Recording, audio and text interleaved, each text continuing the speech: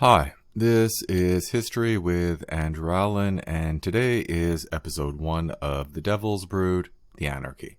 Before I forget, I include the names of the people I talk about and my sources in the description. While the series primarily deals with Henry II and his sons Richard the Lionhearted and John Lackland, I need to provide some background by talking about the Anarchy, the struggle for the English throne between Henry's mother, Empress Matilda, and her cousin Stephen. In addition, this is a good opportunity to explain the political system in Europe at the time, which was essentially a creation of Charlemagne, the Holy Roman Emperor, otherwise known as the Father of Europe. After decades of unrelenting warfare, Charlemagne had carved out an empire that included most of modern France, Belgium, the Netherlands, Germany, Austria, and northern Italy. This empire proved too large for a single heir, and it was divided into Western Francia, which became France, Central Francia, which stretched from Holland through Burgundy, Provence, and into northern Italy, and Eastern Francia, which became Germany.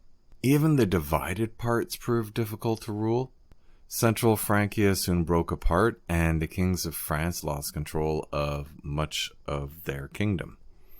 Charlemagne's descendants eventually died out in France and were replaced by the Capetian dynasty. Although the Capetians officially ruled France, in practice their control was limited to dominance over the lords near Paris. They were unable to expand further due to other successful feudal empires, notably Normandy, Anjou, and Blois, even though they were officially vassals of the French king. Preoccupied with repeated invasions from Scandinavia, England had traded with the French kingdoms but had not interfered with the endless struggles between the rival dynasties, until Normandy surged past its rivals when Duke William managed to conquer England in 1066.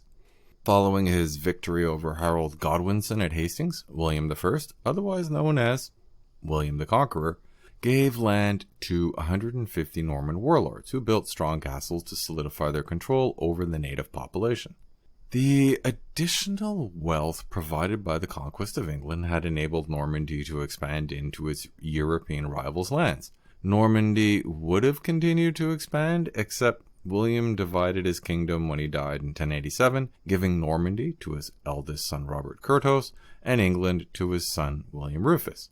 The Anglo-Norman kingdom should have broken apart into its original components, but their younger brother Henry seized the throne of England when William Rufus died in 1100. Conflict between the two brothers escalated until Henry invaded Normandy in 1105, capturing Robert the following year, and he would remain Henry's prisoner for almost 30 years. Understandably disturbed by a reunited Anglo-Norman kingdom, Louis of France led an alliance of France, Anjou, and Flanders against Henry. However, the alliance fell apart in 1119 when Count Baldwin of Flanders died, and Count Fouque of Anjou married his daughter Matilda to Henry's son William, ending generations of rivalry between the Normans and the Angevin, or people of Anjou. Since France was alone, Henry won a decisive victory at the Battle of Boulogne. After months of negotiation, Henry and Louis finally made peace. Believing his dynasty secure, Henry formally presented Prince William to his barons as his heir. Henry returned to England on November 25th, 1120, and the prince was expected to follow soon after on the White Ship, but he delayed to have some drinks with a few friends. Well, actually 200 members of the leading families in England and Normandy. Having gotten married, helped win a battle, and paid homage for Normandy to Louis, 17-year-old William understandably felt the need for a massive party as soon as his father left him alone. As the drinking progressed, the captain drunkenly boasted that with the sail raised and the oarsmen pulling hard, the ship could reach England before the king's ship, despite his head start, and William agreed. The less inebriated members of the party made polite excuses and returned to shore, while the drunken crew slowly got the ship ready to sail. It did not sail far, smashing into a rocky outcrop at the edge of the harbor. Only one person survived, and he was not Prince William. While the sinking of the ship was a personal tragedy for many families, the prince's death threatened the Norman dynasty at a moment when it had achieved hard-won peace. Henry had forcibly reunited England and Normandy, but he pushed for intermarriage between Normans and Saxons to create an Anglo-Norman aristocracy, and he even married Edith of Scotland, a descendant of the Saxon kings of Wessex. Their children, William and Matilda, were supposed to symbolize the union of Saxon and Norman. A capable administrator, Henry developed an Anglo-Norman government, worked to ensure equal application of laws throughout the kingdom, and combined the accounting systems of England and Normandy under a single treasury. If he had had an heir, the system might have become entrenched. His wife had died, so he promptly married a teenager for the express purpose of producing a son.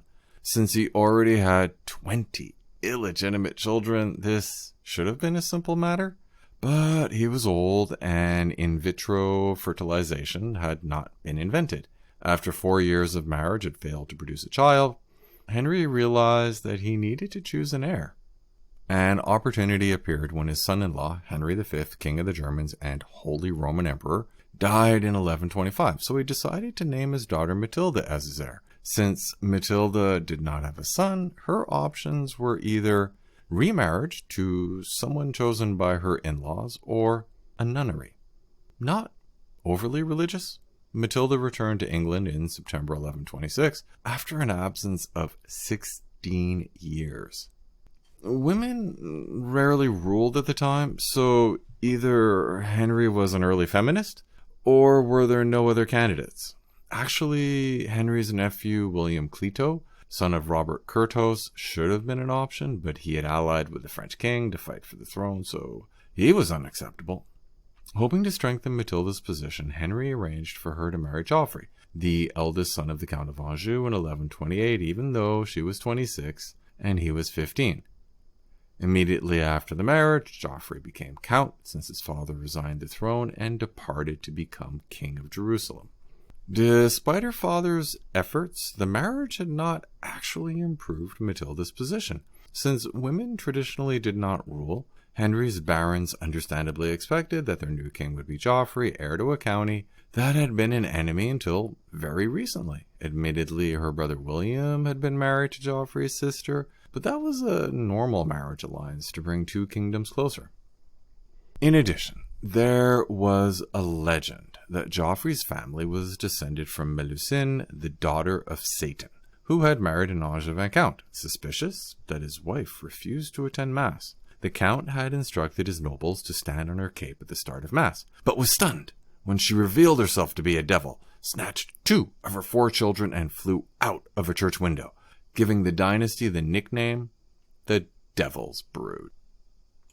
By the way, Geoffrey's nickname was Plantagenet due to his habit of wearing a yellow sprig of broom blossom in his hat. Given the meaning, Plantagenet seems like a silly name for a dynasty, so I will use Angevin instead. Meanwhile, William Clito had become a more dangerous opponent when Louis VI arranged for him to become Count of Flanders in 1127.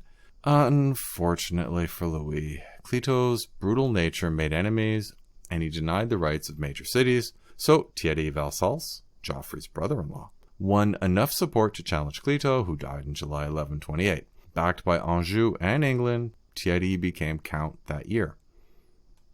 Following the death of the last major claimant to the throne, Matilda's path should have been clear, but there were other rivals.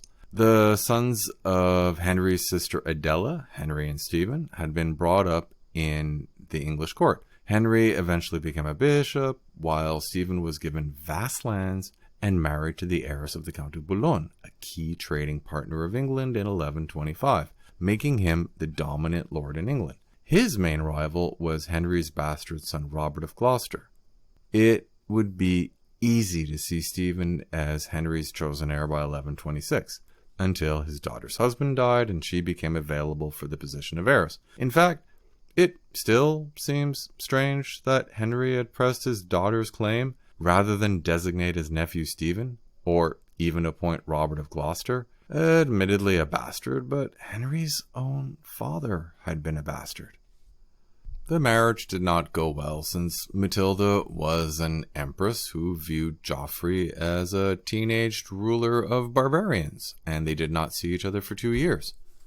While there was undoubtedly a personality clash, it was probably not the main problem, since noble couples rarely considered such issues as love, compatibility, or shared interests. More likely, Geoffrey wanted a greater role than Henry was prepared to offer. Realizing this was an important issue, Henry summoned the leading men of his kingdom, and they agreed that she should return to Geoffrey. One explanation is that Henry may have hoped to live long enough to be succeeded by his grandson, not Geoffrey, since Henry made no effort to unite England, Normandy, and Anjou under his son-in-law, nor did he bring him to the king's court so he could become familiar with leading nobles. He even refused to hand over control of key castles on the Norman frontier with Anjou, even though they were part of Matilda's dowry, which does not sound like a king planning a smooth succession for his son-in-law. Eventually, the young couple did their duty, and Matilda presumably laid back and thought of England until they produced a son, Henry, in 1133, hopefully ensuring the continuation of the dynasty. So the king could sleep easy, confident that his daughter would inherit the throne. However, when King Henry died suddenly from a fever caught while hunting in the forest of Lyon on December 1st, 1135, his plans for his dynasty died with him. His steward, Earl Hugh Bigod, claimed in front of the Archbishop of Canterbury that Henry had decided on his deathbed that Stephen, not Matilda, should inherit. Stephen quickly crossed the Channel to England, where trading relations won the support of London, and his brother, the Bishop of Winchester, persuaded the Archbishop of Canterbury to crown him, which convinced the custodian of the treasury to hand over the keys and many barons to hail him as king. Barons had promised loyalty to Matilda when Henry was alive, but reconsidered their options once he was dead. Stephen's older brother Theobald may have seemed the better choice, but his lands were all in France, while Stephen's lands were in England, so he was the natural choice. Barons on both sides of the Channel swore loyalty to him, and Matilda, Geoffrey, and young Henry found themselves without a kingdom. Matilda had moved slowly because she was pregnant with her third child when Henry died, and Geoffrey could not claim the throne for her. Recognizing their weakness, the couple decided to wait and hope for an opportunity. Given Stephen's overwhelming support, their hopes should have been futile. But Stephen proved to be a flawed ruler who relied too much on his friends, the powerful Boulogne brothers. Following their advice, he dismissed the experienced, low-born churchmen who had been recruited by Henry to administer the government, and handed over control of the shires to members of the aristocracy, which simply made his vassals more powerful and ended the smooth operation of the government. Since this reorganization of the government mainly benefited friends of the Beaumont family, the other barons soon became discontented. Stephen's weak position in England made it harder to defend Normandy, which Geoffrey invaded in 1136. Matilda may not have been able to cross the Channel when her father died, but she did quickly take control of the border castles that were her dowry, making an Angevin invasion of Normandy easier. Initially neutral, the blatant favoritism to the Beaumont family drove Robert of Gloucester to renounce his oath to Stephen and support Matilda in 1138. Stephen responded by capturing several of Gloucester's castles, including Shrewsbury, where he hung 94 men of the garrison, mostly poor soldiers, but also 5 men of noble blood, which served as an effective warning about the price of disloyalty, preventing potential allies from publicly supporting Gloucester. A Scottish invasion in support of Matilda seemed promising, but the Scots took heavy losses during the Battle of the Standard, and the Scottish king was forced to flee. Matilda and Gloucester landed in England in September 1139, but after 15 months of a brutal war of attrition, it was clear that neither claimant had overwhelming support. The Gloucester family retained control of their territory, while another bastard son of Henry, Reginald of Dustinville, had seized much of Cornwall, but many barons backed neither claimant.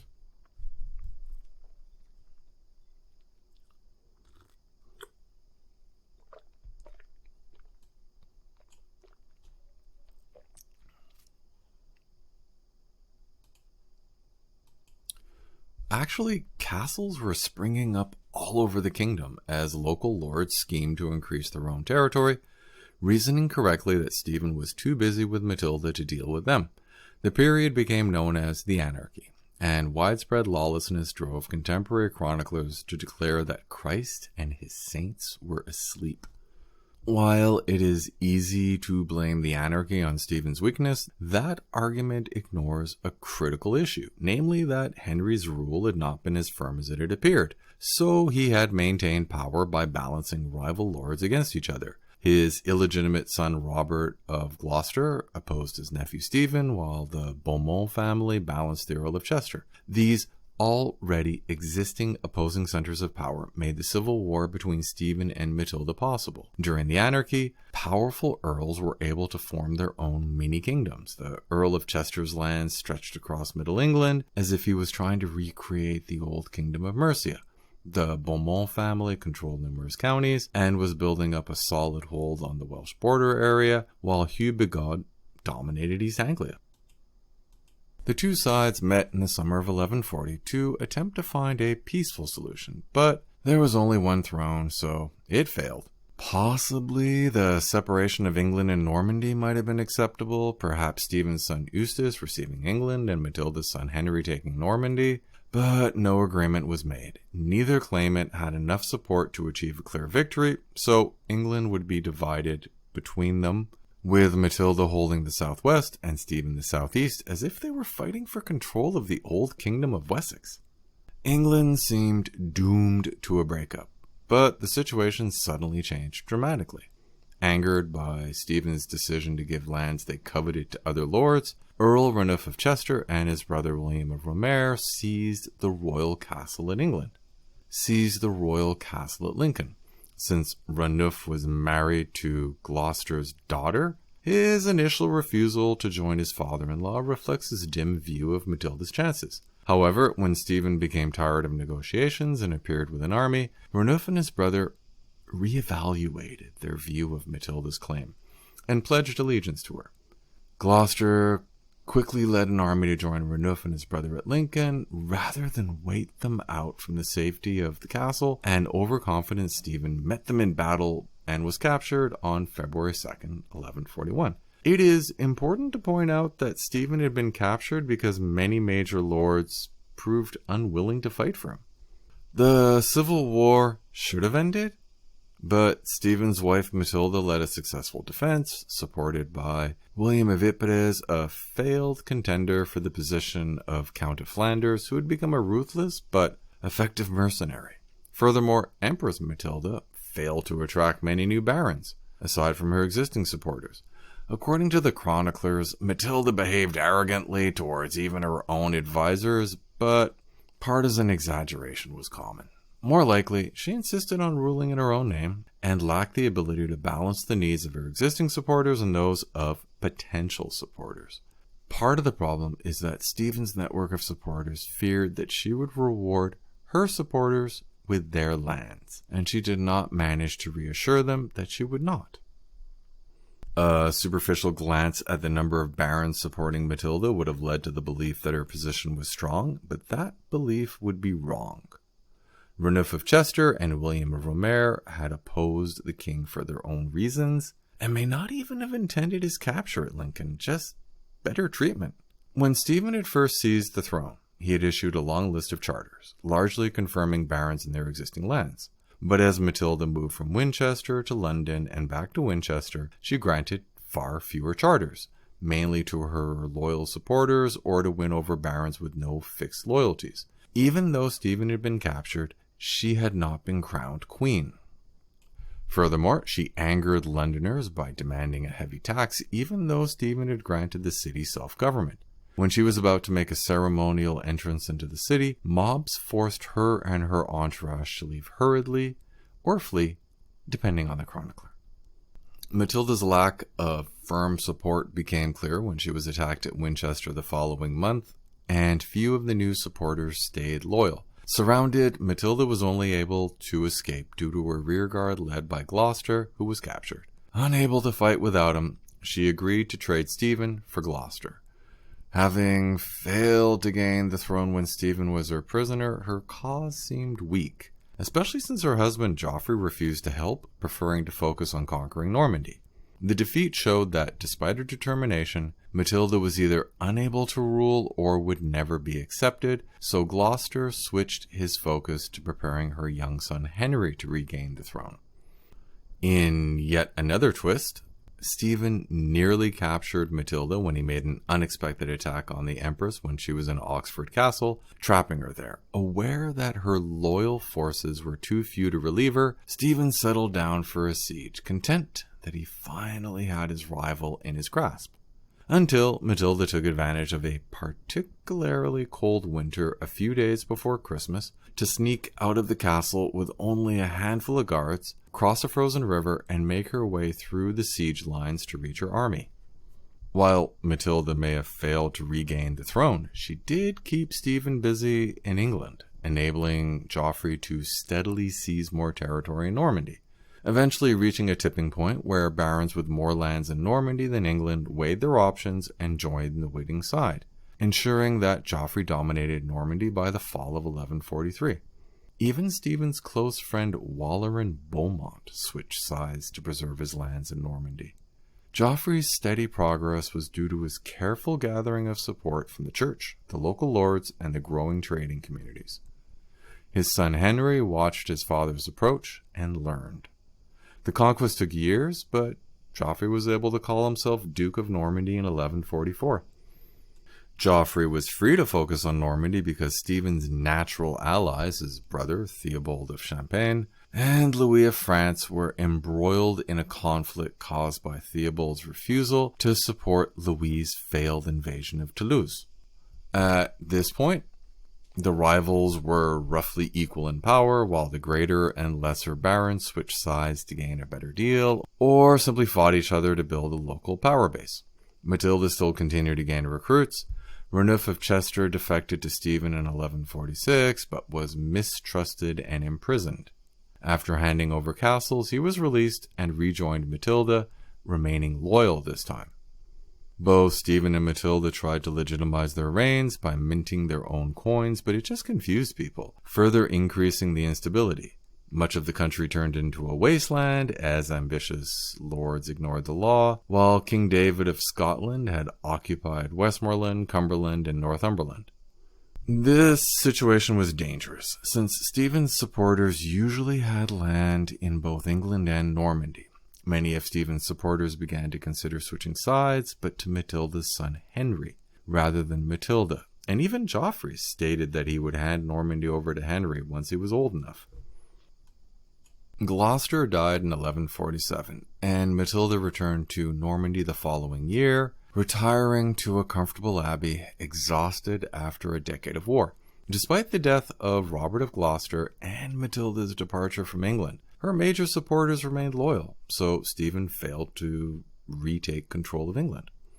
The criticism that Matilda was autocratic seems strange, since both her father and her son were autocratic as well. Men could probably not accept a woman acting that way, and also, her father and her son won, while she didn't. In the end, warfare was required to win and hold the throne, and she was a woman, so she could not lead armies. Women could rule directly centuries later, but Matilda lived in a rougher age. However, she did prove that a daughter could transfer the right of succession to her son, even if she could not rule on her own. I will explain how Matilda's son Henry became King of England in Part 2. Thanks for listening.